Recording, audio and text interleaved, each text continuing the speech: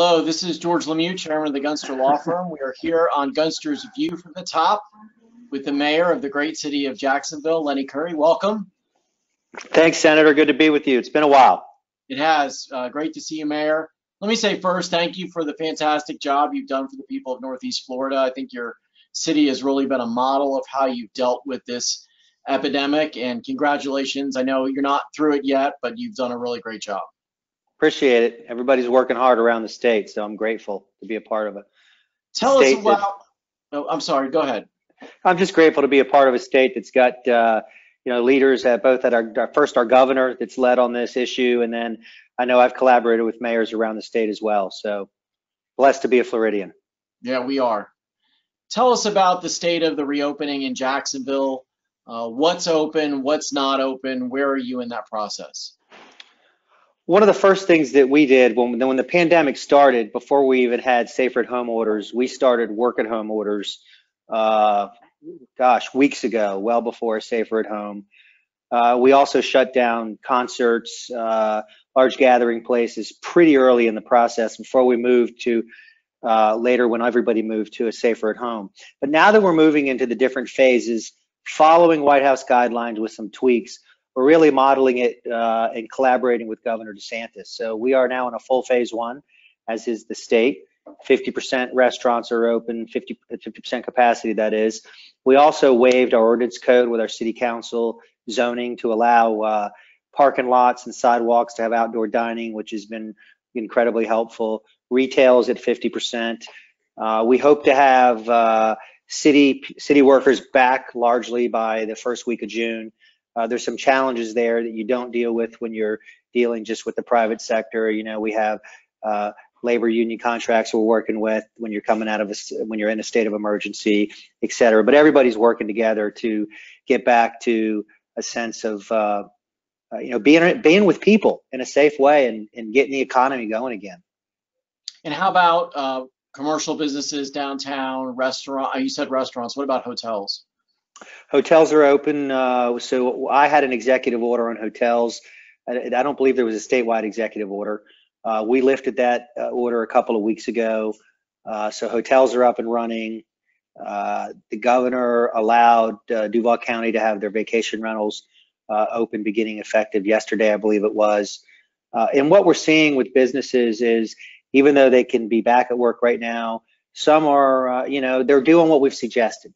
There is no work from home order if you can, but it's suggested, and businesses are managing that accordingly.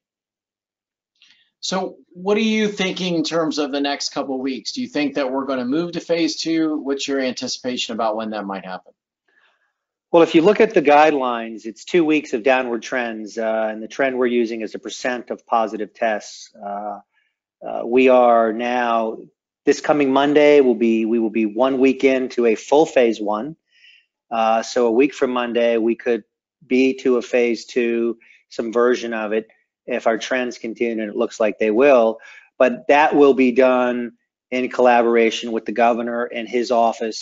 That relationship has just been, the communication has been outstanding, as has the decision making. So I'm ready to get, I think it's important that kids get back to youth sports as soon as they can, when we know that it's safe, that some version of camps are running, and that here's what we know about COVID-19 at this point, right? And it's based on the data. There's a lot of uncertainty. There still is uncertainty around it, but senior living facilities, people with compromised immune systems, a shutdown economy is not sustainable.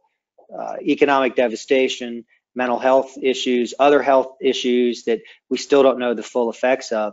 So we've got to find a way to get back to work and care for those that are most likely to end up not just infected, because some will be infected and it won't have an impact on them in any serious way, but infected and end up hospitalized and in a dangerous place. That's incumbent upon us that aren't necessarily those people to be careful with how we interact in public. It's also incumbent upon those people to stay at home when they can, to make sure our nursing facilities are following the governor's orders. I think that's really great advice. And, Florida has been a model, and I really applaud you and Governor DeSantis and our other leaders in the state, because if you look at us compared to other states, we're doing a far better job, far less cases. I wanted to ask you how the healthcare system is doing in Jacksonville. You have a fantastic, robust system of hospitals and healthcare providers. How are they dealing with the influx of patients? Well, what an amazing, in a terrible situation, in a pandemic, what a great experience I've had in working closely with all of our hospital systems on a recurring basis over the last 8+ weeks. So they were collaborating long before this pandemic, like I'm told many systems don't in other places of the country.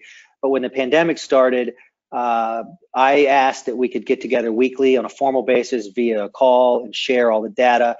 And then I communicate individually with them, they with me, throughout the week after those calls. And that has allowed us to monitor both the data when it comes out in terms of hospitalizations, positive tests, and react accordingly. Our hospitals held up. And in this pandemic, they prepared for the worst, which means now as we go back to work, if and when we see more hospitalizations, I expect we will. The virus is with us.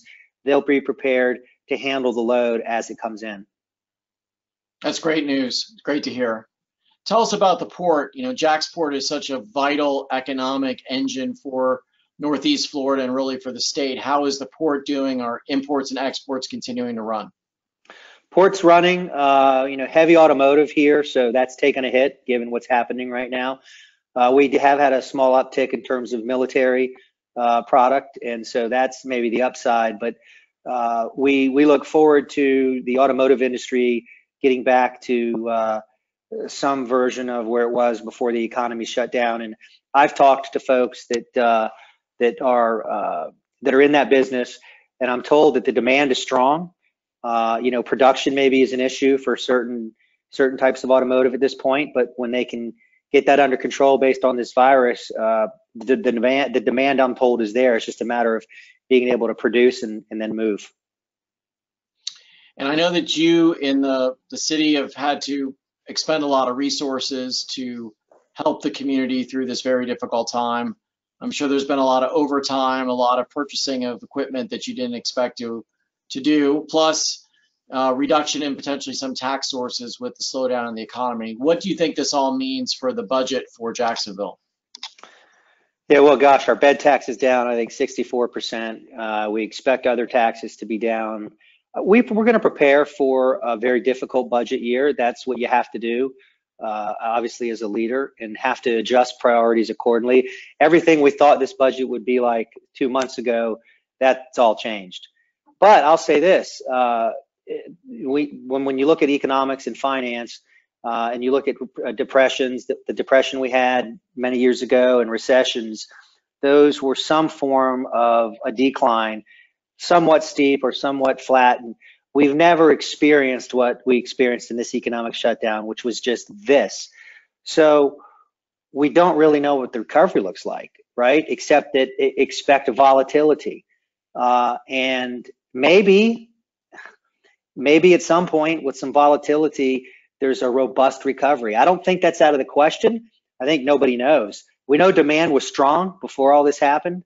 And if we can learn to live with this virus for a period of time, we're going to plan for the worst in our budget, but understand that this is uncharted territory, and United States of America, a volatile recovery that ends up in a robust economy is what I'm hoping for. We all are, and let's hope that happens. It looks like Florida is starting to get back to work, and unemployment claims are starting to decline, so we're hopeful that we're going to enter into a new phase. Let me ask you as we conclude today, and again, thank you for your time. I know how precious your time is. What's a silver lining that you can take out of this? I mean, this was a time of great struggle. We haven't seen anything like this in 100 years in the United States. Any silver linings that you can take out of this difficult time? I've thought about that question, and it's a hard question to answer because, and I'll answer it, but as I or anybody that has a platform to express a silver lining, there could be somebody watching that's just been completely devastated, right? Economically or health-wise, and they're just watching saying, what the heck is that person talking about? So that's not lost on me. I'm very aware of there are some that have lost everything. But as I look at how certain families, certain communities have rediscovered each other. That simply put, each other, some simple things. I know in Jacksonville, the last few weeks, you can't buy a bicycle. It's very difficult. You can't walk into a store and just pick out a bike and get it. And that's because families are out buying bikes and riding and spending time together and getting out of the house.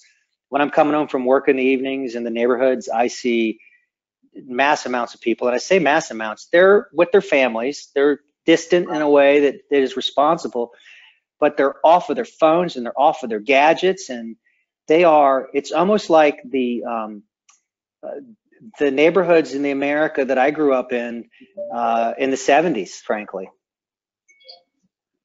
No, I think you're right. And, it has been an extremely difficult time. And for all those who've lost lives or have had family members, a devastating time. But there is, I think you've captured well, that silver lining of families and Floridians spending time together, slowing down a little bit. And you hope at least that part can last. And also we can have last the real community working together ethos that we've had over the last 6 to 8 weeks. I think we can hold on to it. We just got to keep reminding each other. Folks like me and you, Senator, that have a platform, and others ought to just continue to be mindful, practice it ourselves, right, and be an example to others. Yes, it's easy sir. it's easy to get back on the fast track, fast pace, and when this is over, it'll be very easy for me to walk back in my home and decide I got to get on a bunch of phone calls when it can stop and we can spend time together. Yeah, it's well said. Well, Lenny Curry, Mayor of Jacksonville, thank you so much. Really appreciate your leadership, appreciate your friendship and being on the call today. And thank you for what you're doing for our community. This has been Gunster's View from the Top. Thank you.